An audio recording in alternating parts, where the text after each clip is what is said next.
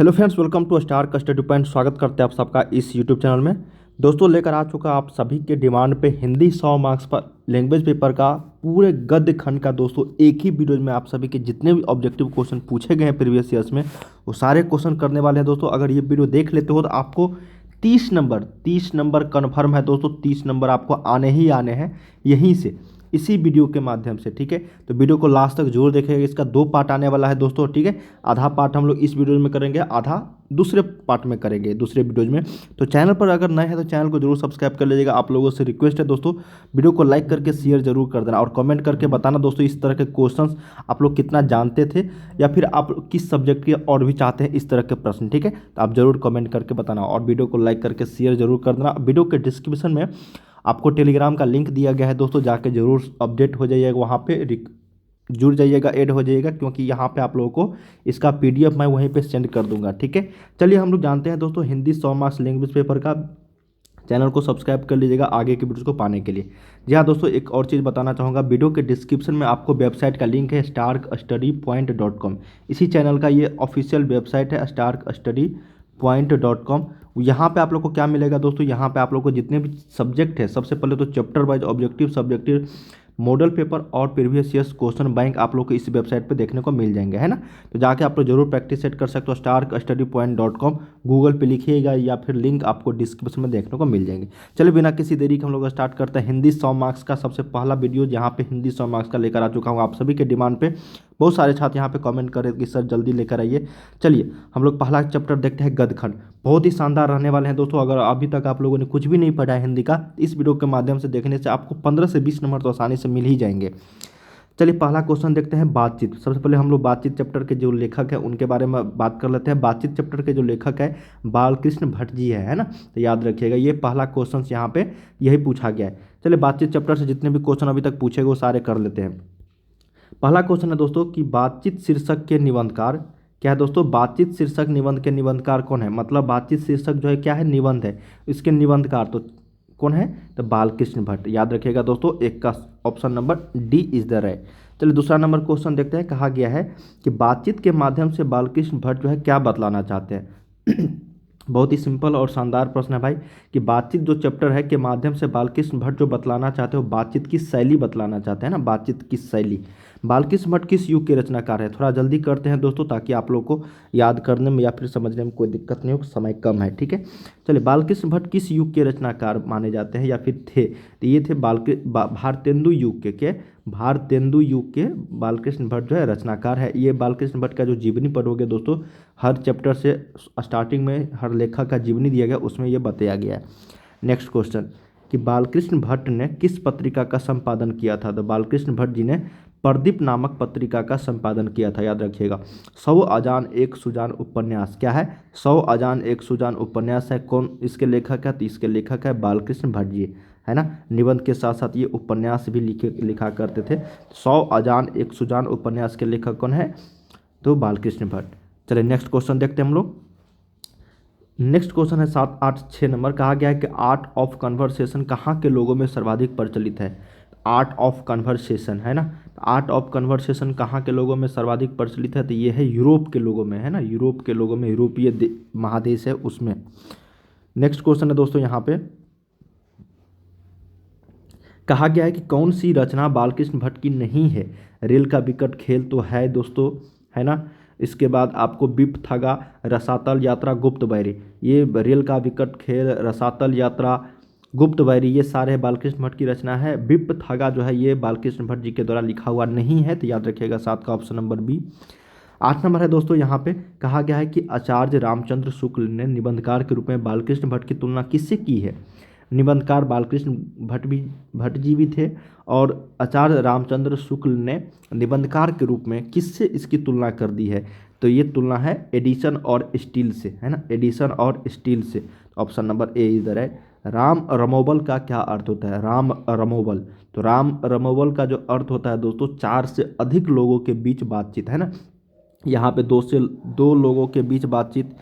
Next option है दोस्तों यहाँ पे आपका 3 लोगों के बीच बातचीत या फिर 4 लोगों के बीच बातचीत, नहीं 4 से अधिक लोगों के बीच बातचीत जब होती है उसको हम लोग राम रमोवल बोलते हैं। क्या बोलते हैं दोस्तों, राम रमोबल, ठीक है, याद रखिएगा। ये भी क्वेश्चन पूछा जा चुका है प्रीवियस ईयर्स में, ये सारे क्वेश्चन पूछा जा चुका है, ठीक है।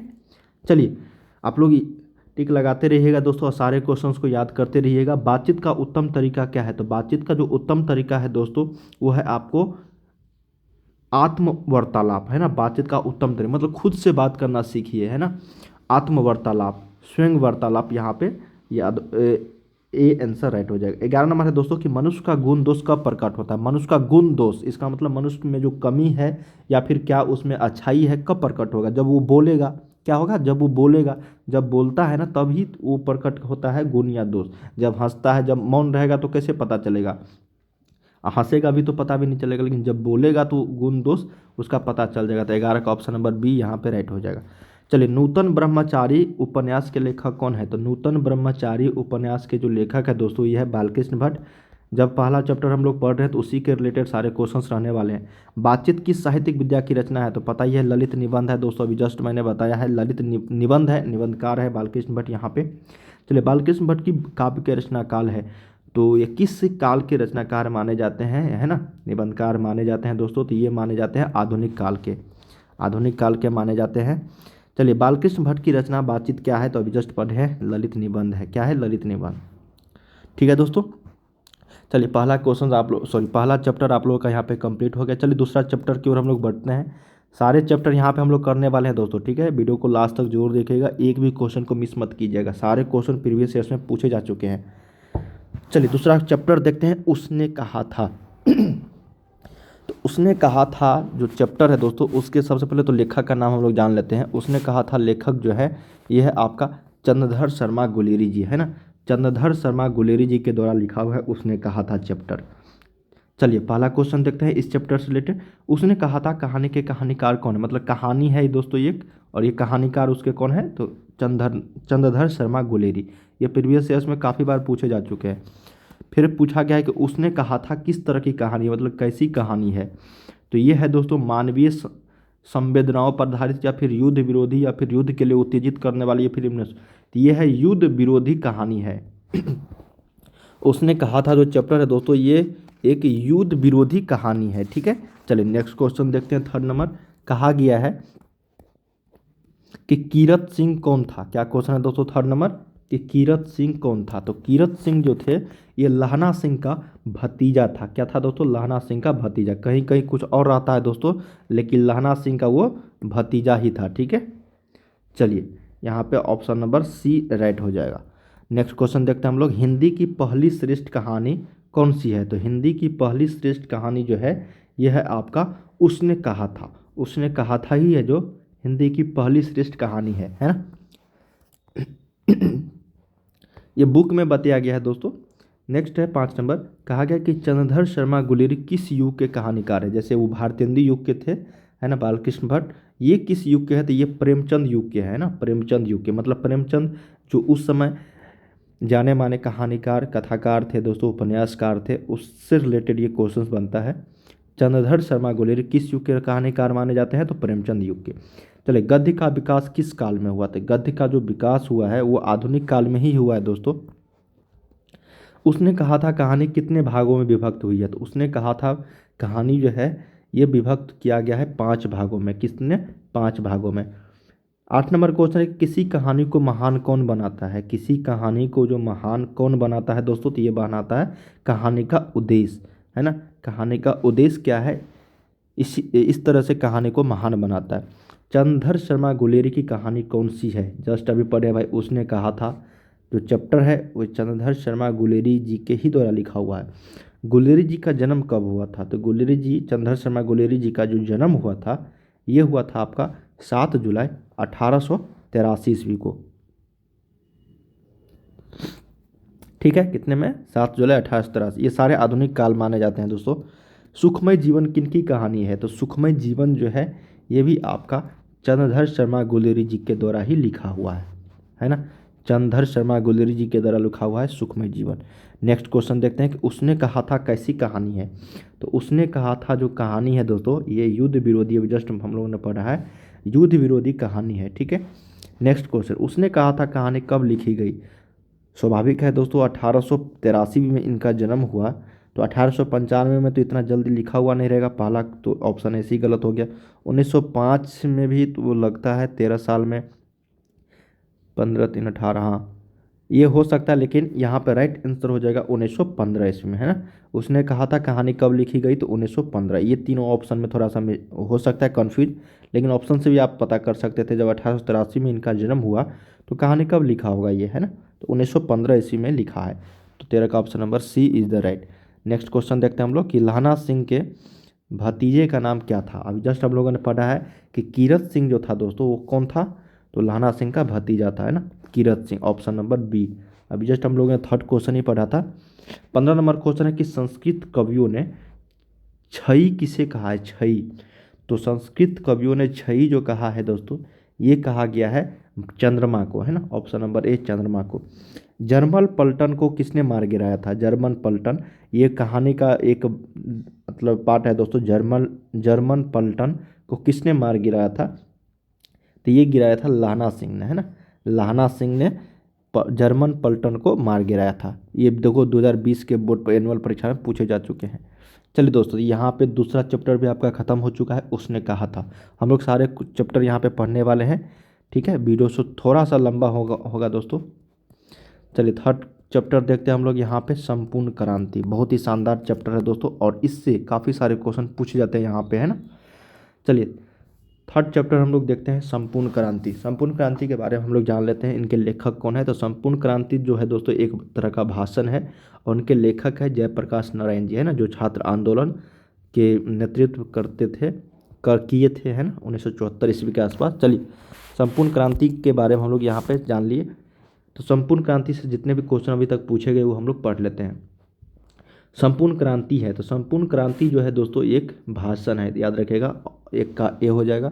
2 नंबर है कि जयप्रकाश नारायण का जन्म कहाँ हुआ था। तो जयप्रकाश नारायण जी का जो जन्म हुआ था दोस्तों, ये हुआ था आपको सिताब दियारा में, है ना, सिताब दियारा, ऑप्शन नंबर यहाँ पे 2 का बी हो जाएगा। थर्ड में है दोस्तों कि 1974 ईस्वी में छात्र आंदोलन का नेतृत्व किसने किया था। अभी जस्ट हम लोगों ने पढ़ा है छात्र आंदोलन का नेतृत्व किसने, जयप्रकाश नारायण जी। भ्रष्टाचार की जड़ क्या है, तो भ्रष्टाचार की जो जड़ है दोस्तों वो सरकार की गलत नीतियाँ, दलविहीन सरकार, या फिर लोक कल्याणकारी कार्यक्रम, या फिर इनमें से कोई नहीं। तो सरकार की गलत नीतियों के वजह से ही भ्रष्टाचार जो है यहाँ पे बढ़ता हुआ चला जा रहा है।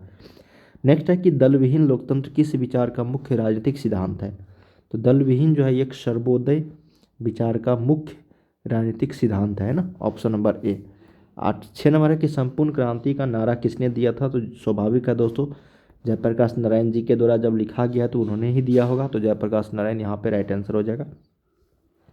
7 नंबर है कि जयप्रकाश नारायण का जन्म कब हुआ था। बताओ जल्दी से क्या होगा, जयप्रकाश नारायण जी का जन्म कब हुआ था। तो ये हुआ था दोस्तों आपका 11 अक्टूबर 1902 ईस्वी को, है ना।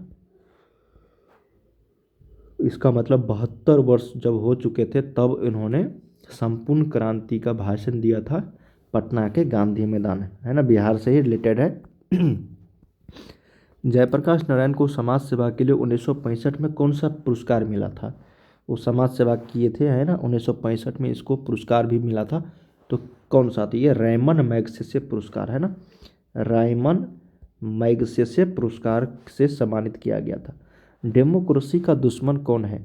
तो डेमोक्रेसी का जो दुश्मन है दोस्तों, ये आप लोगों से पूछा जा रहा है, तो ये हो जाएगा जो जनता के शांतिपूर्ण कार्यक्रमों में बाधा डालते हैं, जनता की गिरफ्तारियां करते हैं, अकारण जनता पर लाठी गोलियां चलाते हैं, या फिर उपरोक्त सभी। तो ये उपरोक्त सभी हो जाएगा, डेमोक्रेसी का दुश्मन ये सारे हैं, है ना। जवाहरलाल नेहरू और जयप्रकाश नारायण के बीच मतभेद जो है किस बात को लेकर था। जवाहरलाल नेहरू और जयप्रकाश नारायण उसी के आसपास थे, है ना, तो इसके बीच जो है उसी मतलब उसी एज के थे सारे, है ना। तो इसके बीच मतभेद था, तो किस बात को लेकर मतभेद था यही पूछा गया है। तो ये था परराष्ट्र की नीति, है ना, ऑप्शन नंबर सी परराष्ट्र की नीति। भारत में आपातकाल कब लागू हुआ था। तो भारत में जो आपातकाल लागू हुआ था दोस्तों, ये लागू हुआ था 1977 ईस्वी में, है ना, 1977 ईस्वी में जब जनता पार्टी की सरकार थी। 12 नंबर है कि जयप्रकाश नारायण को किसका दलाल कहा गया है। तो जयप्रकाश नारायण जी को दलाल जो कहा गया, ये 2020 के बोर्ड परीक्षा में पूछे जा चुके हैं। तो ये अमेरिका का दलाल कहा गया था, है ना, ऑप्शन नंबर ए यहाँ पे राइट हो जाएगा। चलिए नेक्स्ट क्वेश्चन देखते हैं दोस्तों हम लोग। चौथा चैप्टर है ना अर्धनारीश्वर, काफ़ी मतलब शानदार चैप्टर है ये अर्धनारीश्वर। यहाँ से काफ़ी सारे क्वेश्चन पूछे जाते हैं, इसलिए ध्यान से देखिएगा दोस्तों, ठीक है। इसमें हम लोग 6 चैप्टर तक करने वाले हैं और अगले वीडियोज में हम लोग 6 के बाद करने वाले हैं। इस वीडियो के मदद से जो 2-3 वीडियो और आने वाले हैं दोस्तों हिंदी पे, काफ़ी इंपॉर्टेंट रहेंगे आप सभी के लिए, जो आप सभी के बोर्ड परीक्षा में काफ़ी अच्छे नंबर से यहाँ पे बढ़ा सकते हैं। चलिए अर्धनारीश्वर चैप्टर के बारे में जान लेते हैं। अर्धनारीश्वर चैप्टर जो है निबंध है दोस्तों, किसके द्वारा लिखा गया है? तो ये रामधारी सिंह दिनकर जी के द्वारा लिखा गया है, जो राष्ट्रकवि के नाम से जाने जाते हैं। चलिए पहला क्वेश्चन देखते हैं। रामधारी सिंह दिनकर की रचना है अर्धनारीश्वर, ऑप्शन नंबर ए, इन्हीं के द्वारा लिखा हुआ है, तो ऑप्शन नंबर ए। अर्धनारीश्वर शीर्षक निबंध के निबंधकार कौन है? भाई देखो, निबंध के निबंधकार मतलब निबंध है उसके निबंधकार तो रामधारी सिंह दिनकर, एक ही तरह का 2 प्रश्न। नेक्स्ट क्वेश्चन कि रामधारी सिंह दिनकर को किस कृति पर साहित्य अकादमी पुरस्कार मिला था? तो ये मिला था दोस्तों संस्कृति के 4 अध्याय। संस्कृति के 4 अध्याय रामधारी सिंह दिनकर जी के द्वारा ही लिखा गया है, इसी कृति पर इनको साहित्य अकादमी पुरस्कार मिला था। नेक्स्ट है 4 नंबर के अर्धनारीश्वर में किसके गुण का समन्वय है? तो पुरुष और नारी दोनों के। देखो ना, अर्धनारीश्वर, अर्ध नर है ना, मतलब आधा नारी आधा इस है ना, इस तरह से नर और नारी दोनों है इसमें, पुरुष और नारी।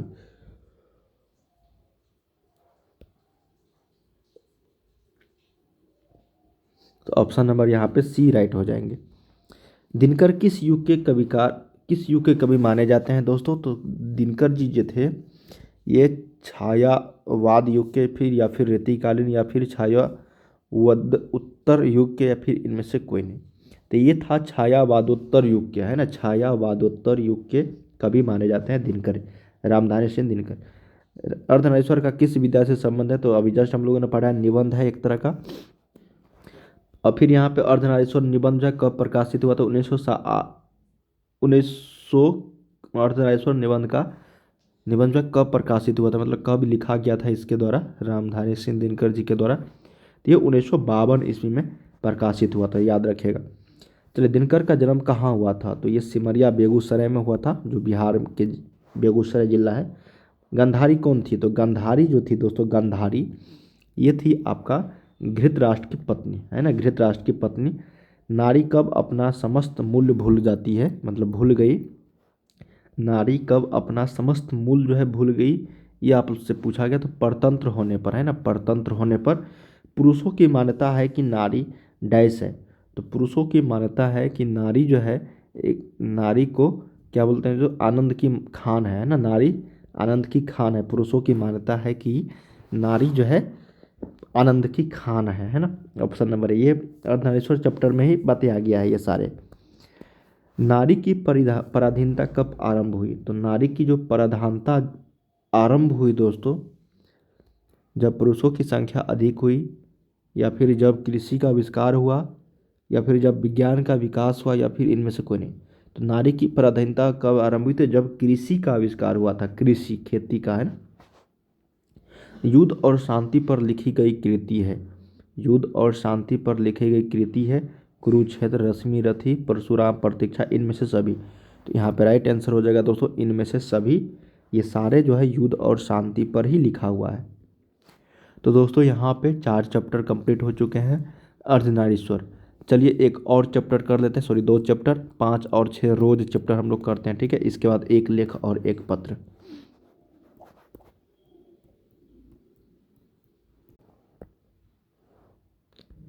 नेक्स्ट चैप्टर है दोस्तों यहाँ पे रोज। चलिए रोज चैप्टर से हम लोग यहाँ पे क्वेश्चंस करते हैं। इसके लेखक है अज्ञे जी, हीरानंद वात्स्यन अज्ञे। चलिए 5वां चैप्टर का हम लोग क्वेश्चन देखते हैं। पहला कि रोज शीर्षक के लेखक कौन है? ये अज्ञे जी हो जाएंगे, ऑप्शन नंबर बी। छोड़ा हुआ रास्ता कहानी के लेखक कौन है? तो ये अज्ञे जी के ही द्वारा लिखा हुआ है, छोड़ा हुआ रास्ता। नेक्स्ट क्वेश्चन है कि अज्ञे की कौन सी कहानी गैंग्रीन शीर्षक नाम से प्रसिद्ध है? तो ये विपथगा, ऑप्शन नंबर ए यहाँ पे हो जाएगा। विपथगा जो है ये गैंग्रीन शीर्षक नाम से प्रसिद्ध है, जो अज्ञे जी के द्वारा ही लिखा हुआ है। अज्ञे जो है मूलतः क्या है दोस्तों? अज्ञे मूलतः जो है कवि है, ऑप्शन नंबर ए। कहानीकार, उपन्यासकार, निबंधकार, ये सारे हैं, इसलिए मूलतः अगर पूछा जाए तो ये कवि माने जाएंगे, ठीक है। नेक्स्ट क्वेश्चन देखते हैं कि रोज कहानी के नायिका कौन है, तो ये मालती रोज कहानी के नायिका मुख्य पात्र है। अज्ञे का जन्म कब हुआ था, तो अज्ञे का जो जन्म का 7 मार्च 1911 ईस्वी में हुआ था।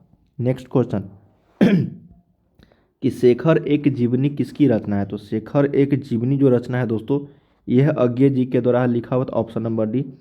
रोज कहानी अज्ञे की किस कृति से संकलित है, तो रोज कहानी जो है दोस्तों ये संकलित है किस कृति से, यही पूछा गया। तो ये विपथगा से, जो गैंग्रीन अभी जस्ट हम लोगों ने पढ़ा है वही विपथगा से लिया गया।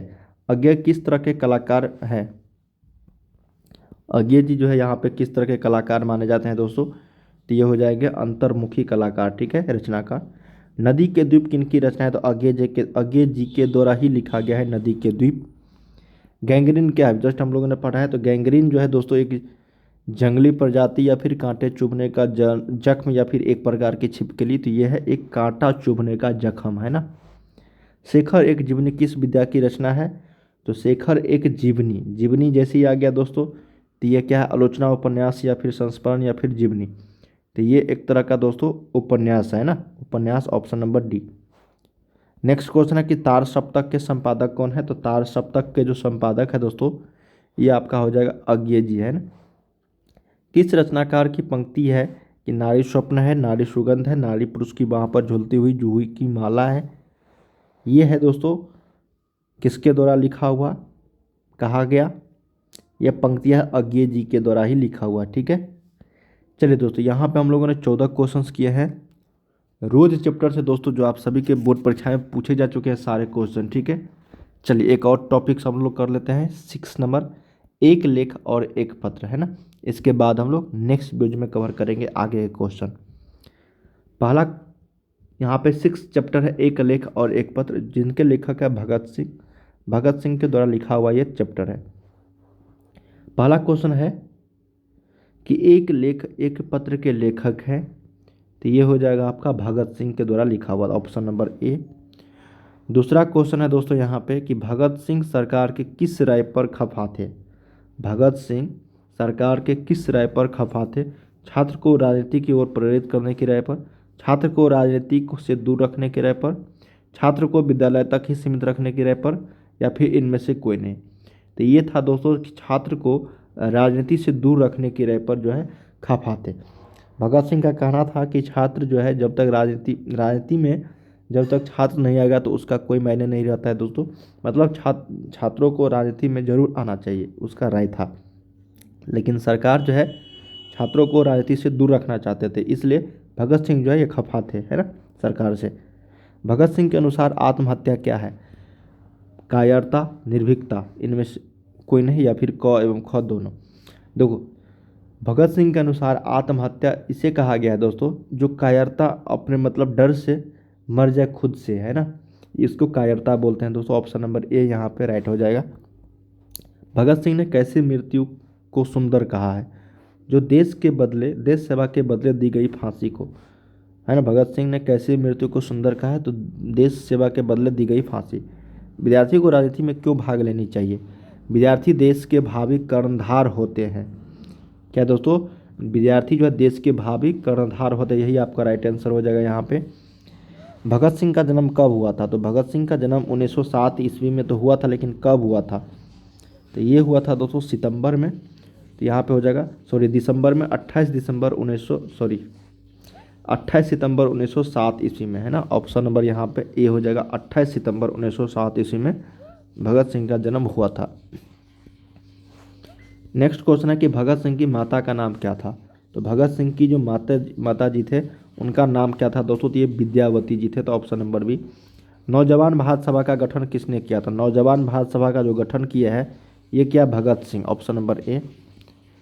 9 नंबर है दोस्तों कि भगत सिंह को किस कांड की संलिप्तता में फांसी दी गई थी, तो इन्होंने असेंबली बम कांड में, है ना, सैंडर्स हत्या, लाहौर षड्यंत्र केस या फिर असेंबली बम कांड, तो लाहौर षड्यंत्र केस में इनको फांसी दिया गया था, ऑप्शन नंबर यहाँ पे बी राइट हो जाएगा, ठीक है।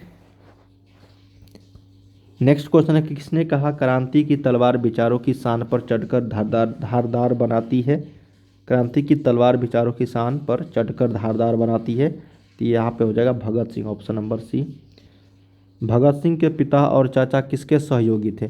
तो भगत सिंह के पिता और चाचा जो सहयोगी थे ये थे लाला लाजपत राय के। तो ऑप्शन नंबर सी यहाँ पे राइट हो जाएगा। ठीक है, तो दोस्तों हम लोगों ने यहाँ पे टोटल 6 चैप्टर को कंप्लीट कर लिया है।